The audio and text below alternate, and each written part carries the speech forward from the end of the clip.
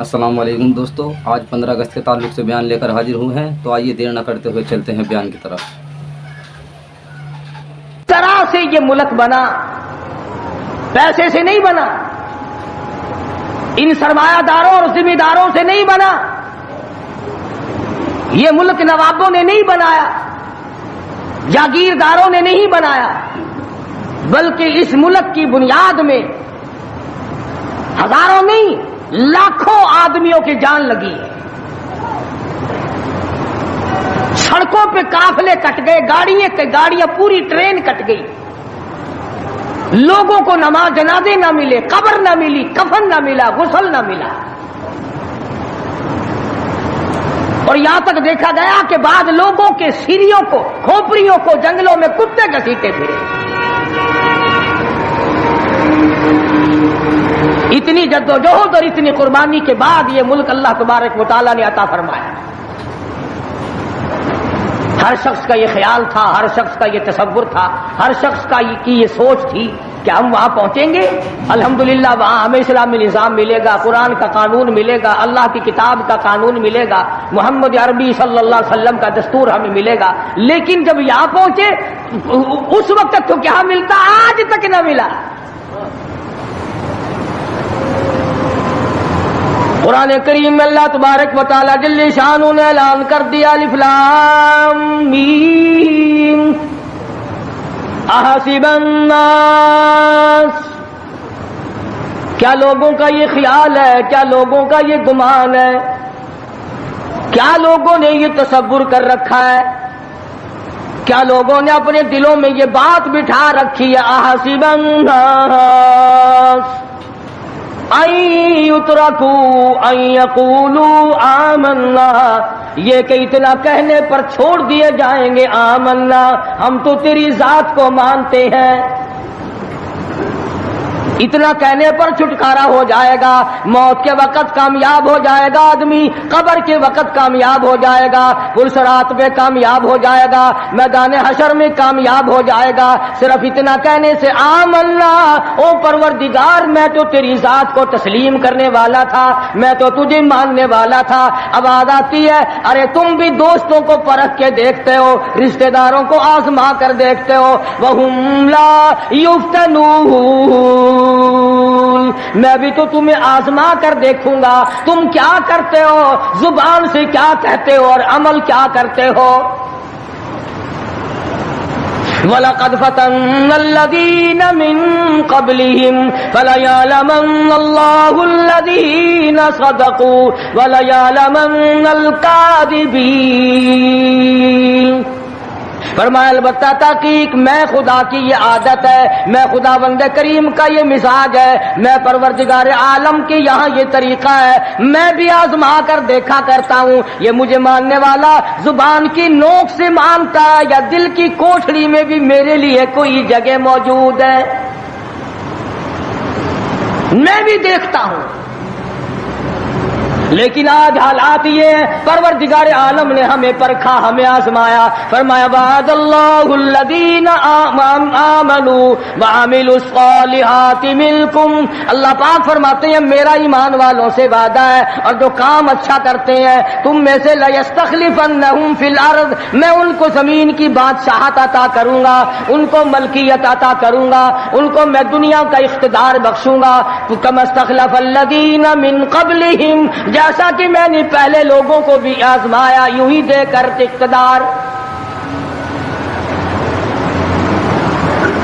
مگر ہم لوگ اقتدار کی نشے میں، کمانے کھانے کے نشے میں، تجارت کے نشے میں، زمین کے نشے میں، اپنی دولت کے نشے میں یہ سوچنا بھی بھول گئے کہ پروردگار عالم نے کتنا بڑا کرم کیا، کتنا بڑا فضل فرمایا کہ لوگوں کی قربانی سے یہ ملک بنا۔ گارے کی جگہ پاکستان کے جڑوں میں، بنیادوں میں جو گارا بن کر کے لگا ہے، رب ذوالجلال کی قسم اس میں پانی نہیں پڑا، مسلمانوں کا لہو لگا ہے۔ اینٹ روڑوں سے بنیاد نہیں بنی، اینٹ اور سلوں سے بنیاد نہیں بنی۔ پاکستان کی بنیاد میں شہزادیوں کی آبرو لگی، خانزادیوں کی عزت لگی، ہزاروں عورتیں دریائے جمنا میں ڈوب کے مر گئی۔ ہزاروں عورتوں نے جب دیکھا ہندو ہماری عزت پہ ہاتھ ڈالے گا، سکھ ہماری آبرو پہ ہاتھ ڈالے گا، سکھ اللہ کے قرآن کی توہین کرے گا، اپنے گھر میں سے عورتوں نے سونا نہ اٹھایا، چاندی نہ اٹھائی، بچے سینے سے نہ لگائے، گھر کا کوئی مال و متاع ساتھ نہ اٹھایا، ایک اللہ کا قرآن اٹھایا۔ کافر کا ہاتھ خدا کی کتاب کو نہ لگے، کافر کا ہاتھ مجھ اللہ کی بندی کو نہ لگے، سینے سے قرآن لگایا، دریا میں چھلانگ لگا دی۔ آج ہزاروں لاکھوں عورتوں کی روحیں ہم سے پکار پکار کر کے پوچھتی ہیں، اور تم لوگ اور دھوکے بازوں اور فریب کرنے والوں، یہ جشن کیسا، یہ رقص و سرود کیسا، یہ میلہ ٹھیلا کیسا، یہ چراغاں کیسی، یہ ناچ گانا کیسا، یہ ڈول ڈھپڑا کیسا، کس چیز پر تم آمادہ ہو، کس چیز پہ ناز کرتے ہو؟ ہم نے تو سنا تھا تم سب کچھ قرآن کے لیے کر رہے ہو، مگر تم نے قرآن کریم کو تو مردوں کے لیے اٹھا کے رکھ دیا۔ لاکھوں مرنے والوں کی روحیں، لاکھوں شہیدوں کی روحیں آج تم سے پوچھتی ہیں، ہزاروں ماں بہنوں کی روحیں آج تم سے پوچھتی ہیں، ہزاروں معصوم بچوں کی جن کو نیزوں کی نیزے کی نوک پہ لٹکا کر پٹک پٹک کے زمین میں مار دیا گیا۔ مشرقی پنجاب میں 2.5-3 لاکھ سے زیادہ مسجدیں جن میں قرآن پڑھا جایا کرتا تھا، آج جا کے دیکھو گدھے پیشاب کر رہے ہیں، خنزیر بندھے کھڑے ہیں، گوبر پاتھی پک رہے ہیں، چاروں طرف سے بے ادبی ہو رہی ہے۔ وہ کئی لاکھ مسجدوں کے مینارے تم سے آج کے دن پوچھتے ہیں، اور مسلمانوں یہ تم نے کیا کیا؟ دریائے جمنا کا پانی تم سے سوال کرتا ہے، اور مجھ سے وضو کرنے والے مجاہدین کبھی یوں نہیں کیا کرتے جیسا کہ تم نے اپنی روش کو بنا رکھا ہے۔ اور پھر ویسے بھی ایک گھر میں میت پڑی ہو اور دوسرے گھر میں شادی ہو اور وہ باجا بجائیں تو علاقے کے لوگ یوں کہیں گے یہ بڑے سنگ دل ہیں، یہ بڑے پتھر دل ہیں، یہ بڑے احمق لوگ ہیں، برابر میں موت ہے، برابر میں قرضیہ ہے، برابر میں فوتگی ہے، اور یہ ناچ رہے ہیں۔ تمہیں کیا معلوم فلسطین کے مسلمان کے ساتھ کیا بن گئی؟ تم آج میلے ٹھیلے کا چکر بناتے پھرتے ہو، جاؤ فلسطینیوں کے پیاس سے مرنے والے بچوں سے جا کے پوچھو۔ اسرائیلی یہودی بدماش کسی طرح سے بھی پیچھے ہٹنے کو تیار نہیں۔ عرصہ گزر گیا، پانی بند کر رکھا ہے، بجلی بند کر رکھی ہے، پریشان ہے مسلمان، خدا کا نام لینے والے لوگ پریشان ہیں۔ فلسطین میں مسلمان کٹ گیا، افغانستان میں مسلمان ذبح ہو رہے ہیں، ایران عراق میں مسلمان کٹ رہے ہیں، ذبح ہو رہے ہیں، سری لنکا جیسا ملک بدھ مذہب رہنے والے لوگ جو کیڑی کو مارنا بھی برا جانتے ہیں مگر مسلمان کو کاٹ رہے ہیں۔ چاروں طرف مسلمان ذبح ہو رہا ہے، چاروں طرف مسلمان کٹ رہا ہے، چاروں طرف مسلمان مرد عورت کٹ رہے ہیں، ذبح ہو رہی ہیں، اور ہم بیچ میں کھڑے ہو کر کے ناچیں گے۔ کھیل تماشا اس قوم کا مزاج نہ بناؤ، تماشا دیکھنے والوں تماشا خود نہ بن جانا۔ امام الانبیاء محبوب کبریا حضرت محمد مصطفیٰ صلی اللہ تعالی علیہ وسلم نے ارشاد فرمایا، او لوگوں، جب کوئی قوم کھیل تماشے میں پھنس جاتی ہے، جب کوئی قوم گانا بجانا اپنی زندگی کا محور بنا لیتی ہے، پھر اس قوم کو زمین پہ بسنے کا حق نہیں رہتا، وہ قوم زمین میں دس جانی چاہیے۔ ایک مر رہا ہے اور ایک رنگریلیاں منا رہا ہے۔ راولپنڈی کے شہری لوگ تنگ، 26 فٹ پانی شہر کی گلیوں سے گزر گئے، کیمپوں میں لوگ پڑے ہیں، تنگ ہیں، مکانات بے شمار منہدم ہو گئے، اور ہم 2 جھنڈی مجھے بھی دینا بھائی، میں نے بھی اپنے سر پہ لگانی ہے۔ جھنڈی تو لگانی ہے کبھی بارڈر پہ جا کے تو للکار کسی کو. ادھر ایٹم بم بن رہے ہیں, ادھر مسلمانوں کے گلوں پہ چھرے چل رہے ہیں, ہم رنگ برنگی جھنڈیوں کے پیچھے پھر رہے ہیں. سال میں 4 موقع بنا دیے قوم کو کھلانے کے, تماشا دکھانے کے کہ تم اسی دھندے میں لگے رہو. 10 محرم کا جلوس نکالا کرو, 12 ربیع الاول کا جلوس نکالا کرو, 23 مارچ کا جلوس نکالا کرو, 14 اگست کا جلوس نکالا کرو. سال میں تمہارے لیے 4 دن انتخاب کر دیے تاکہ تم اسی دھندے میں لگے رہو. خدا بند عالم اتنی بڑی طاقت کا مالک ہے کہ اگر وہ ناراض ہو گیا تو پھر اجتماعی عذاب آئے گا, قومی عذاب نہ آ جائے. 14 اگست اللہ کے سامنے عاجزی کرنے کا دن تو ہے, استغفار کرنے کا دن تو ہے, توبہ کرنے کا دن تو ہے, اللہ سے ملک کے لیے, قوم کے لیے دعائیں مانگنے کا دن تو ہے, قرآن خوانی کے لیے دن ہے, درود شریف پڑھنے کا دن ہے, اللہ اللہ کرنے کا دن ہے. چاروں طرف یہود و نصارا, ہندو کافر جو مسلمانوں کے خلاف سازشیں بنا رہے ہیں, ان کو ختم کرنے کے لیے, ان کو مرنے اور ان کے ملیا میٹ کے لیے دعا کرنے کا دن تو ہے, خیرات کرنے کا دن تو ہے, اللہ اللہ کرنے کا دن تو ہے. ناچ کا نہیں, گانے کا نہیں, ڈھول ڈپڑے کا نہیں.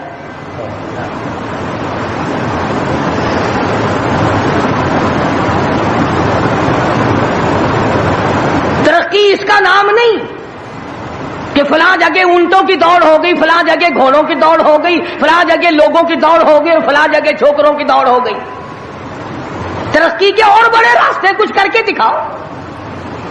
اللہ پاک جل شانہ نے اعلان کر دیا, لوگوں قال ساربکم ان یہلک عدوکم وَيَسْتَخْلِفَكُمْ فِي الْأَرْضِ فَيَنْظُرَ كَيْفَ تَعْمَلُونَ. اللہ پاک فرماتے ہیں تم یوں نہ سمجھا کرو کہ تم تخت پہ بیٹھ گئے تو مجھ سے چھپ گئے. شہنشاہ, ملک کے مالکوں, تخت و تاج کے مالکوں, یہ نہ سوچا کرو کہ یہاں بیٹھ کر اب خدا کی نظر ہم پہ نہیں پڑتی. فرمایا میری وہ ذات ہے لمن الملک اليوم, میں وہ ہوں پوچھوں گا کون ہے آج کے دن دم مارنے والا. اليوم تجزا كل نفس بما کسبت, کسی پر ظلم نہیں کیا جائے گا, کوئی بول نہیں سکے گا, جواب نہیں دے سکے گا. کیوں؟ دربار الہی ہوگا. کہتا وہ ایسی روب کی جا ہے کہ دربار الہی میں ہزاروں سر بلندوں کا عزیزوں سر جھکا ہوگا. بڑوں بڑوں کے سر جھک جاتے ہیں, اپنی مرضی سے نہ جھکے تو خدا جھکا دیتا ہے. فرمایا یہ تمام کا تمام نظام میری طرف سے چلتا ہے. تم عارضی ہو, تم جیسے پہلے کہیں آئے اور کہیں چلے گئے, تم بھی نہیں رہو گے.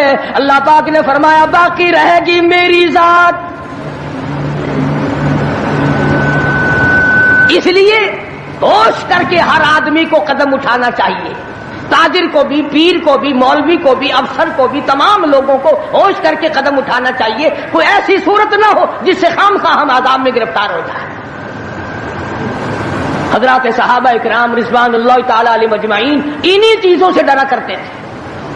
خود مدنی کریم صلی اللہ تعالی علیہ وسلم کا یہ حال ہے.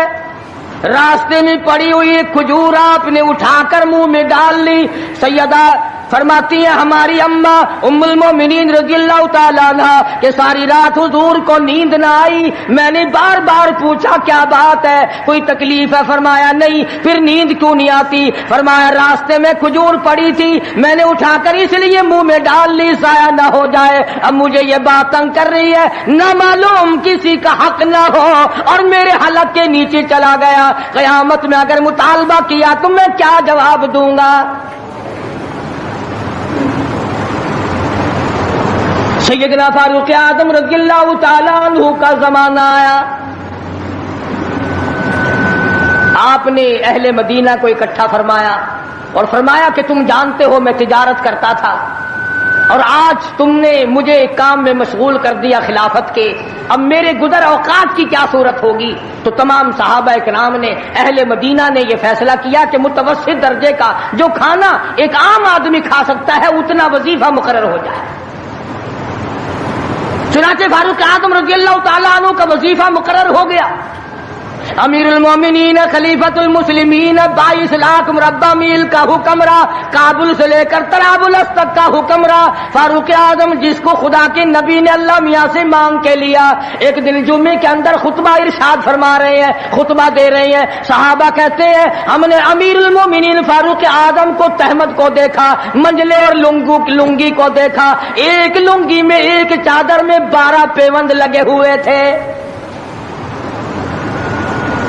12 پیوند، 22 لاکھ مربع میل کا حکمراں، اس کے تہمند میں 12 پیوند ہے، ایک پیوند چمڑے کا بھی ہے۔ آج تو پیوند لگانا ہمارے یہاں عیب بھی ہو گیا، کون اس بات کا خیال کرتا ہے؟ ایک اور جمعے میں دیر سے تشریف لائے فاروق اعظم رضی اللہ تعالیٰ عنہ، لوگوں نے عرض کیا کہ آپ نے دیر کی، فرمایا یہ کپڑے جو تمہارے سامنے پہن کر آیا ہوں میرے پاس یہی کپڑے ہیں، یہ دھوئے تھے خشک نہ ہوئے تھے، اس لیے آدھے گیلے آدھے سوکھی پہن کر آ گیا ہوں، دیر اس لیے ہو گئی، میں بادشاہ ہوں، میں امیر المومنین ہوں، میں خلیفہ ہوں، میں مدنی کریم صلی اللہ علیہ وسلم کا جانشین ہوں، تمہارا امیر اور امام ہوں، لیکن غریب اتنا ہوں کہ یہی کپڑے ہیں میرے پاس جو تمہارے سامنے پہننے کھڑا۔ ادھر ہمارا حال دیکھ لو کیا بنا ہوا ہے، جس ملک کا چوڑا بھی بے ایمان ہو وہ ملک ترقی کیسے کرے گا؟ صفائی کرنے والا بنگی 4 دن تک چکر نہیں لگاتا، پوچھے کون؟ جب ہم سارے تقریباً کانے ہیں تو سوال کون کرے گا؟ ہم سے پوچھے گا کون؟ آپ مارکیٹ میں بیٹھ کر چوری کرتے ہیں، ہم مولوی غلط مسئلے بتا کر مسجد میں چوری کرتے ہیں، افسر عدالت میں قانون کی چوری کرتا ہے، ڈاکٹر اسپتال میں چوری کرتا ہے، اس کا یہ مطلب ہوگا کہ ہم سب چور نہیں؟ صحیح مسئلہ بتلاؤ تو مولوی کی تنخواہ 6 مہینے نہیں ملتی، 1 مہینے کی، کون صحیح بات کو برداشت کرے؟ متولی صاحب اگر مسئلہ پوچھے نا بیچارے مولوی کو کہنا پڑتا ہے ہاں جی چلو مسئلہ تو یوں ہے پر جو آپ کہتے ہیں وہ بھی ٹھیک ہو سکتا ہے، اس لیے اگر یوں نہ کہے تو پھر مسجد میں کیسے کہے گا؟ سیدنا فاروق اعظم رضی اللہ تعالیٰ عنہ کھانا کھا رہے ہیں، ایک بہت بڑا امیر آدمی آ گیا، فاروق اعظم نے فرمایا آؤ کھانا کھا لو، انہوں نے کھانا کھانا شروع کر دیا، صحابی ہے وہ بھی، امیر آدمی ہے صحابی، فاروق کے دسترخوان سے لقمہ اٹھا کر جب منہ میں ڈالا، قسم کھا کر کہتا ہے بغیر چھنے ہوئے آٹے کا لقمہ تھا، جو کی روٹی تھی، چبا چبا کر تھک گیا مگر وہ حلق سے نیچے نہیں جاتا تھا۔ امیر المومنین کا کھانا ہے، بادشاہ وقت کا کھانا ہے، نبی کے جانشین کا کھانا ہے۔ انہوں نے کہا اے فاروق چھنا ہوا آٹا بھی تو آپ کھا سکتے ہیں، ایسا کیا عذاب آ گیا کہ چھنے ہوئے آٹے کی روٹی نہیں کھائی؟ تو فوراً بول اٹھے اللہ کی کروڑ رحمت نازل ہو ان اللہ والوں پر، فرمایا بھائی کیا ہر مسلمان جو بھی لا الہ الا اللہ محمد رسول اللہ پڑھنے والا ہے ہر مسلمان کو چھنے ہوئے آٹے کی روٹی مل سکتی ہے؟ میری حکومت اتنا وزن برداشت کر سکتی ہے کہ ہر آدمی کو چھنے ہوئے آٹے کی روٹی ملے؟ انہوں نے کہا نہیں، فرمانے لگے جب تک ہر آدمی کو نہ ملے فاروق کون ہوتا ہے جو چھنے ہوئے آٹے؟ یہ چاروں صحابہ عشرہ مبشرہ میں سے ہیں، جلیل القدر صحابہ ہیں، حضور صلی اللہ علیہ وسلم کے پیارے صحابہ ہیں، حضور کے چہیتے صحابہ ہیں، آپس میں چاروں بیٹھ کے بات کرنے لگے یارو کمال ہو گیا، ہمارا امیر ہو، ہمارا بادشاہ ہو، ہمارا خلیفہ ہو اور اتنا تنگ، اتنی تنگ دستی میں زندگی کٹ رہی ہو۔ تو وہ کہنے لگے کہ پھر کیا ترکیب ہو، ان سے کہا جائے کہ کچھ وظیفہ بڑھا لو، کچھ اپنا خرچہ بیت المال سے بڑھا لو۔ کسی کی جرت نہ ہوئی، ایک صحابی نے مشورہ دیا کہ یوں کرو، سیدہ حفصہ رضی اللہ تعالی عنہا فاروق اعظم کی بیٹی ہیں اور محمد عربی سب کہہ دو صلی اللہ علیہ وسلم کی گھر والی ہے، ان سے جا کر درخواست کرو، بیٹی اپنے ابا سے کہے گی شاید بات بن جائے، یعنی فائدہ بھی فاروق کا ہو، مطلب کی بات بھی فاروق اعظم کی ہو، مگر کہنے کو کوئی تیار نہیں، اتنا ڈر ہے کہ یہ اپنے مطلب کی بھی نہیں سنے گا۔ آج کل تو ہمیں بنا کے لانے پڑتے ہیں کہ پہلے ہمیں کوئی مولانا کہنے والا ملے، فلاں صاحب کہنے والا ملے، شاہ صاحب کہنے والا ملے، 7 چمچے لے جانے پڑتے ہیں۔ فاروق اعظم رضی اللہ تعالیٰ عنہ اپنی لگتے جگر سیدہ حفصہ رضی اللہ تعالیٰ عنہ سے ملاقات کے لیے گئے۔ حضرت حفصہ رضی اللہ تعالیٰ عنہ نے عرض کر دیا ابا جان یہ کیا حالت بنا رکھی ہے، یا یہ کیا پریشانی کی حالت ہے، یہ کیا تنگی کی حالت ہے، آپ کچھ وظیفہ بڑھا لیں، آپ کچھ اپنا خرچہ بڑھا لیں، اس لیے کہ مسلمان لوگ اس حالت کو دیکھنے کے لیے تیار نہیں۔ اب تو کہہ دینا چاہیے تھا کہ بھی جو کچھ وہ بڑھانا چاہیں بڑھا دے، تنگ تو میں واقعی ہوں۔ فرمایا اے حفصہ تو ان لوگوں کے نام بتا جو تیرے پاس فرمائش کرنے آئے تھے، اور فرمایا سب سے پہلے او حفصہ او میری لگتے جگر، اے میری بیٹی تیرے سامنے زندگی گزری ہے محمد عربی صلی اللہ تعالی علیہ وسلم کی، تو حضور اکرم صلی اللہ علیہ وسلم کا کھانا بتا۔ حضرت حفصہ کہنے لگی ابا جان میں محمد کریم صلی اللہ علیہ وسلم کی روٹی پکایا کرتی تھی، آٹا سامنے رکھ کر پھونک مار دیا کرتی تھی، جتنا گھاس اڑ گیا باقی بیچ میں پکایا کرتی تھی، اور فرماتی ہے زیتون کے تیل کا ڈبہ رکھا ہوا تھا، تیل ختم ہو چکا تھا، ایک دن میں نے نیچے کی تل چھٹی گاد نکال کر روٹی کے اوپر چپڑ دی، آپ صلی اللہ علیہ وسلم نے نوش فرمائی، فرمایا حفصہ آج روٹی بڑی مزیدار لگی ہے، اور فرمانے لگے ثم لتسألن یومئذ عن النعیم۔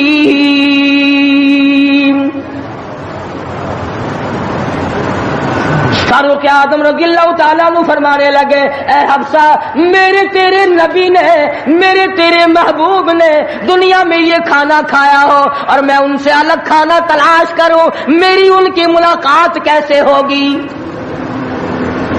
اور فرمایا اے حفصہ بستر بتا محمد کریم صلی اللہ تعالی علیہ وسلم کا۔ فرمانے لگی ایک ٹاٹ کی لمبی ساری چادر بنی ہوئی تھی، دوپہر گرمی میں اس کو 4 طے کر کے بچھا لیا جاتا تھا، سردیوں میں آدھا نیچے آدھا اوپر اوڑھ لیا جاتا تھا۔ فاروق اعظم رونے لگے حفصہ محمد کریم صلی اللہ علیہ وسلم اس حالت میں رخصت ہو گئے، اور پھر آپ نے پوچھا اے حفصہ آخری وقت میں مدنی کریم صلی اللہ علیہ وسلم کے بدن مبارک پہ لباس کیسا تھا؟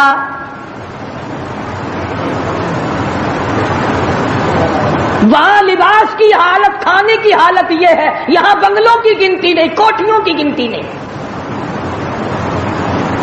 اور یہ نہیں سوچتے اگر عذاب آ گیا تو یہ بنگلے یہ کوٹھیاں نہیں بچا سکیں گی، یہ رشوت بٹور کر کے محل بنانا یہ تو کبھی بھی کام نہیں آئے۔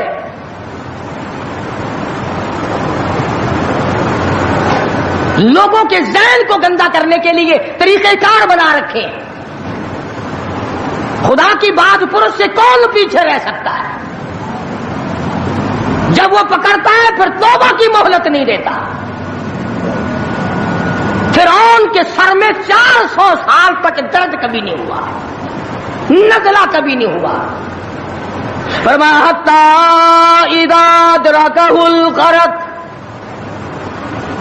جب آیا نا دریا کے بیچ میں اور لگا ایک غوطہ اور یوں اوپر کو آیا، بڑا بزدل تھا، کہنے لگا آمنت انہ لا الہ الا الذی آمنت بہ بنو اسرائیل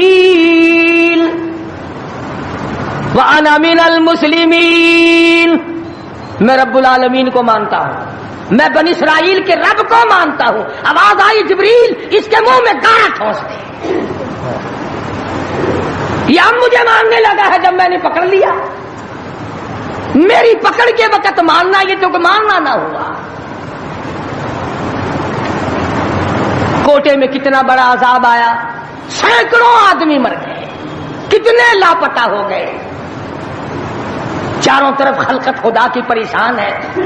بس ایک ہی آواز آ رہی ہے, تیاری کرو, مکان چمکاؤ, دکان چمکاؤ, بازار چمکاؤ, دندا بے شک نہ ہو پر چمکائے رکھو. تو جیسے عورتوں میں بیماری نہیں پھیل جاتی, 80 سال کی بڑھیا سرخی لگا کے چل دیتی ہے. چمک, کارنامے کی چمک پیدا کرو, اعمال کی چمک پیدا کرو, ایمان کی چمک پیدا کرو. محمد کریم صلی اللہ علیہ وسلم کے نظام کو چلا کر وہ چمک پہ دھمک پیدا کرو, وہ ترقی پیدا کرو کہ دنیا کی قوم کو پتا چل جائے کہ یہ اللہ اور اس کے رسول کے ماننے والے بن گئے.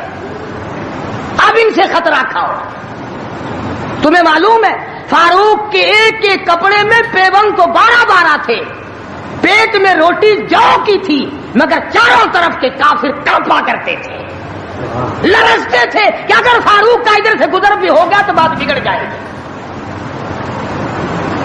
یہاں تک حالات بنے صحابہ کرام کے, اللہ تعالیٰ کی کروڑ رحمت نازل ہو, صحابہ کرام کی قبروں پر آمین کہو کہ 5 لاکھ کے مقابلے میں 5 محمد کے غلام کامیاب ہو گئے. 5 لاکھ کے مقابلے میں حضور کے 5 غلام کامیاب. اسپین میں 3 مسلمان گئے, پورے ملک کے مقابلے میں 3 مسلمان کامیاب. وہ مسلمان تھے صحیح معنوں میں. مسلمان کو کوئی شکست نہیں دے سکتا, مسلمان کو کوئی مار نہیں سکتا. آج ہم یہودیوں اور عیسائیوں کا کھلونا بن کر کے مار کھا رہے ہیں. آج ہم ان کے ہاتھوں کے تاش کے پتے بنے ہوئے ہیں. آج ہم ان کے اشاروں پہ سب کچھ کرتے ہیں. چاروں طرف مسلمان کا لہو بہ رہا ہے. مغلیہ خاندان کے بادشاہوں کے واقعات کتابوں میں موجود ہیں. آپ پڑھ کر کے دیکھ لیں کہ جن لوگوں نے اچھے کام کیے ان کی زندگی کیسے گزری, اور جن لوگوں نے برے کام کیے ان کی زندگی کیسے گزری. لوگ ان کا نام لینا بھی گوارا نہیں کرتے. کیا بات تھی. سلطان عالمگیر رحمت اللہ علیہ جہاں بادشاہ وقت تھا, جہاں پورے ہندوستان کا مالک تھا, وہاں مدنی کریم صلی اللہ علیہ وسلم کی 5000 حدیث تو زبانی یاد تھی. بادشاہ کو 5000 حدیث زبانی یاد تھی.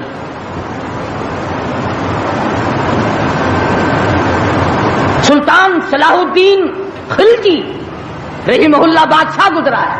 ہمارے یہاں عربی مدارس میں ہدایہ کتاب پڑھائی جاتی ہے 2 سال میں. پڑھنی آتی ہے, سمجھی تو کیا جائے گی. سلطان صلاح الدین خلجی بادشاہ ہو کر مکمل ہدایہ زبانی یاد تھا, زبانی یاد تھا.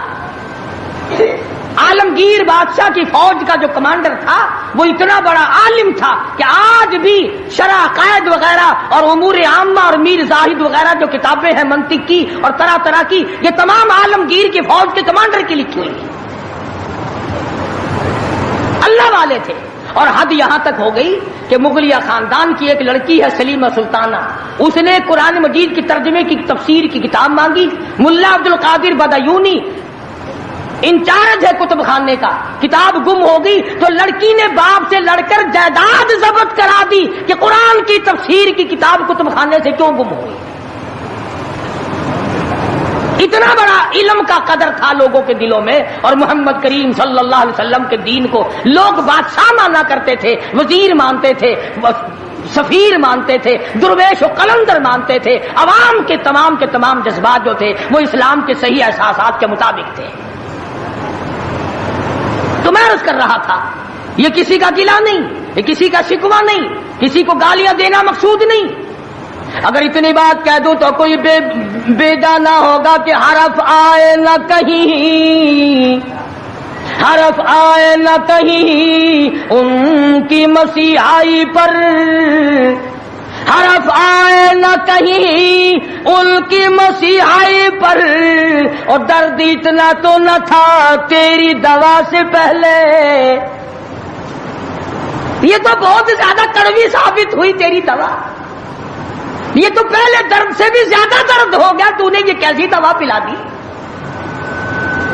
اور بڑا عجیب شعر یاد آیا, فرق ہے تیرا میرا, فرق یہ کہتا کہ تیرا پیام اور ہے میرا پیام اور ہے, تیرا پیام اور ہے میرا پیام اور ہے، عشق کے درد مند کا طرز کلام اور ہے، دیوانوں کی باتیں اور ہیں، تمہارا طرز زندگی اور ہے۔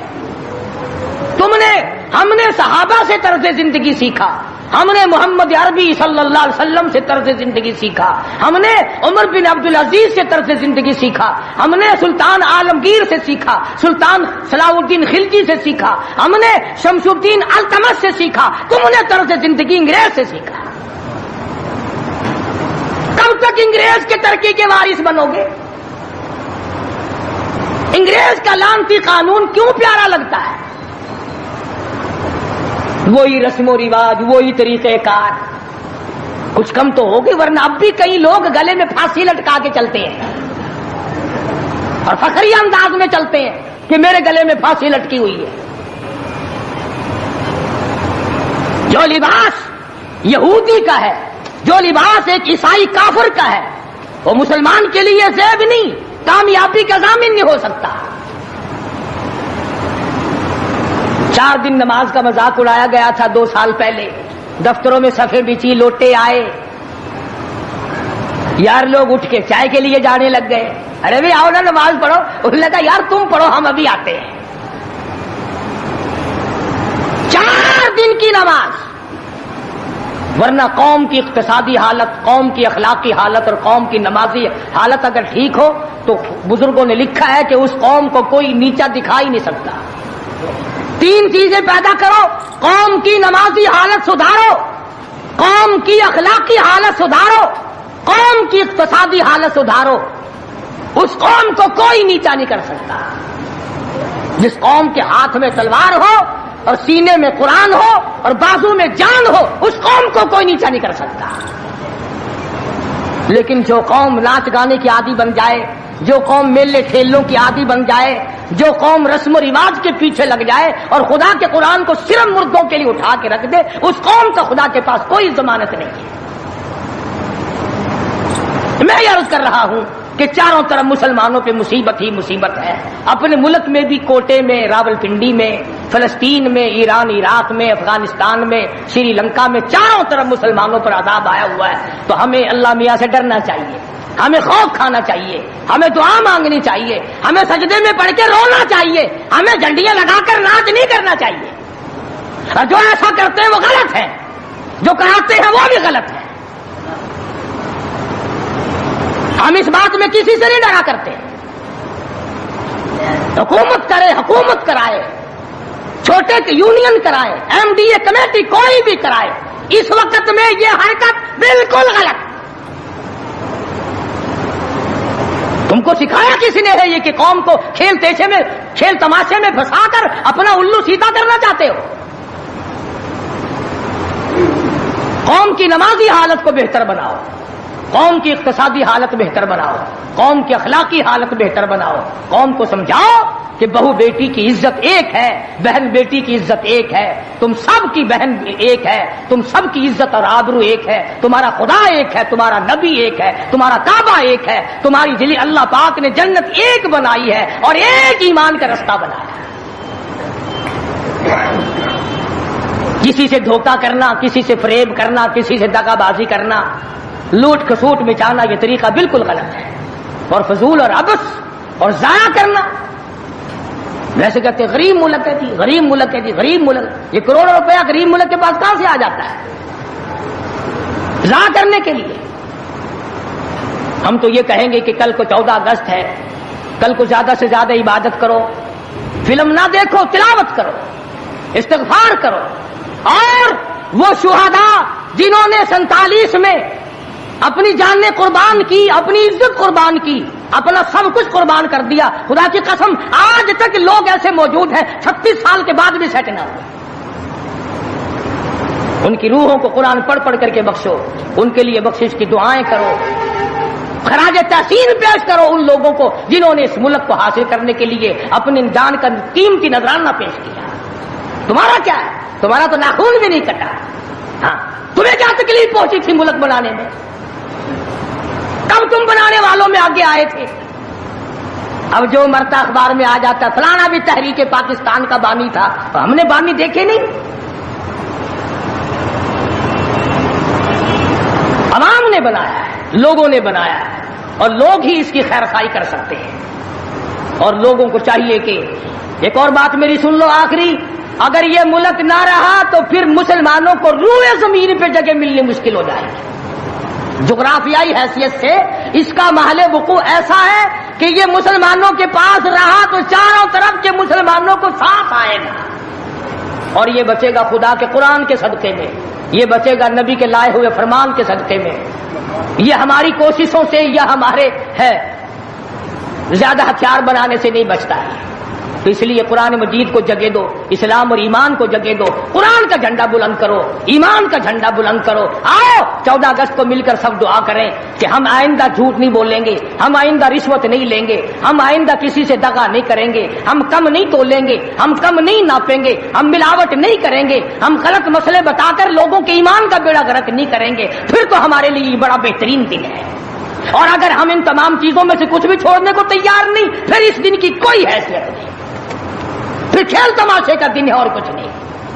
خدا بند عالم نے صاف لفظوں میں فرما دیا کہ ان یترکوا ان یقولوا آمنا، کہ صرف اتنا کہنے پر نجات نہیں ہے کہ اے خدا ہم تیرے ماننے والے ہیں، بلکہ اس کہنے کے بعد اس کے پورے فرمان کو ماننا پڑے گا۔ شکل حضور کے فرمان کے مطابق نبی کی شکل کے ساتھ شکل ملانی پڑے گی، نبی کے لباس کے ساتھ لباس ملانا پڑے گا، نبی کے لائے ہوئے قرآن کو دل و دماغ میں، گھر معاشرے میں، محلے اور کچہری میں جگہ دینی پڑے گی۔ یہ کوئی طریقہ نہیں کہ آپ کے پیچھے سارے کام یہودیوں والے، عیسائیوں والے، جب کوئی مر جائے تو سارے مسلمان لاؤ قرآن پڑھو، قرآن پڑھو، قرآن پڑھو۔ تو قرآن بھی کہتا تو ہوگا کہ مرے بغیر میرا بھی کہیں ٹھکانہ ہی نہیں، جب کوئی مر جائے تو پھر راستہ ملتا ہے۔ تو ایسی صورت میں ہم مسلمانوں کو بڑا سوچ کے چلنا چاہیے۔ مسلمانوں اپنی تاریخ پڑھا کرو، احمد شاہ ابدالی کی تاریخ پڑھو، شہدائے بالاکوٹ کی تاریخ پڑھو، مغلیہ خاندان کے بہادروں کی تاریخ پڑھو کہ وہ کیسے لوگ تھے، عمر بن عبدالعزیز کی تاریخ پڑھو، سیدنا خالد بن ولید کی تاریخ پڑھو، سیدنا امام حسین رضی اللہ تعالیٰ عنہ کی تاریخ پڑھو، حضرت علی رضی اللہ تعالیٰ عنہ کی تاریخ پڑھو۔ ہمارے جو اسلاف تھے وہ بہت کچھ تھے، اور خدا کی قسم دنیا نے ان کو ماننا ہے۔ تم بھی مان جاؤ کامیاب ہو جاؤ گے۔ پوری دنیا نے ان کو، جنہوں نے ان کی اقتدا نہیں کی، انہوں نے بھی مانا کہ صحیح یہ تھے، ہم غلطی پہ تھے۔ تو اگر ہم مان لیں گے تو الحمدللہ ہم کو بھی اللہ پاک کامیاب فرما دیں گے۔ تو میں نے یہ کچھ بغیر تیاری کے عرض کر دیا۔ جن لوگوں کو زیادہ شوق ہو 14 اگست کی کیسٹ سننے کا، پچھلے سال میں نے بہت کچھ بیان کر دیا تھا، یہاں بچوں کے پاس باہر 14 اگست کی کیسٹ بھی میں نے بھی پوچھا تھا۔ جس کو زیادہ شوق ہو 14 اگست کی کیسٹ سننے کا، وہ یہاں باہر سے لیتا جائے اور سوچ لے اور سمجھ لے اور یاد کر لے کہ پاکستان کیسے بنا، کن لوگوں نے بنایا، کون لوگ تھے بنانے والے۔ پاکستان بنانے والے یہ نہیں، جن کے سروں پہ ٹوپ رکھے ہوئے ہیں، یہ کہاں سے بنانے والے؟ یہ جو آکڑے ہوئے پجامے پہننے پھرتے ہیں، انہوں نے کب بنایا؟ ہم تمام کے تمام لوگ جب اللہ پاک کی حضور میں دعا کریں گے، اللہ پاک مسلمان کی سنتا ہے۔ تو 14 اگست کی شوق والے کیسٹ والے لوگ لے جائیں، اور آخری جمعے کی الوداعی موت کا منظر جو کیسٹ ہے وہ بیوی بچوں کو اور گھروں میں اور رشتہ داروں اور عزیز و اقربا کو بڑی بہترین ہے۔ اللہ پاک ہدایت کے اسباب پیدا کر دے۔ اگر تیری کوشش سے ایک بیٹی کو نماز کی توفیق ہو گئی، خدا کی قسم کروڑوں روپیہ مل جائے تو اتنا کامیاب نہیں ہوتا۔ کیا جل گیا؟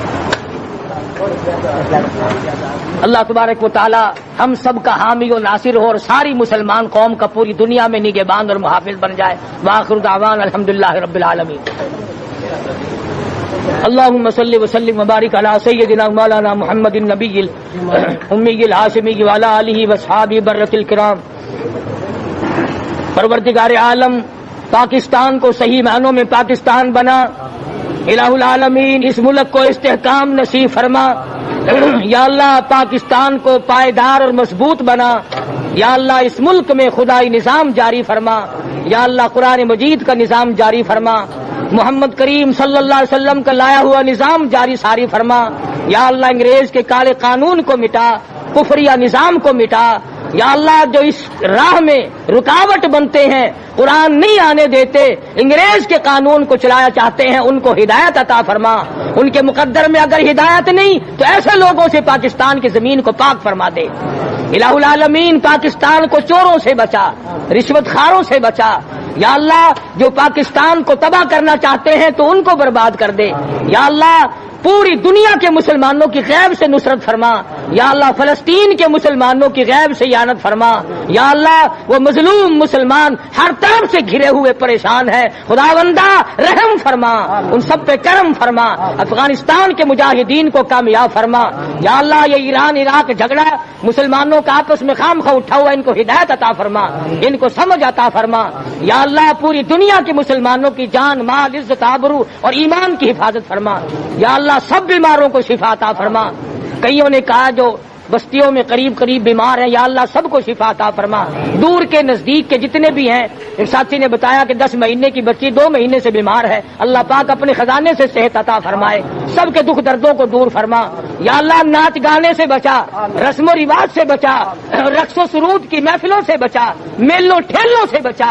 یا اللہ ہمیں قرآن اور درود شریف کی توفیق عطا فرما، کلمے اور استغفار کی توفیق عطا فرما۔ یا اللہ ہمیں عیسائیوں اور یہودیوں کے نظام سے بچا، ہمیں محمدی نظام عطا فرما۔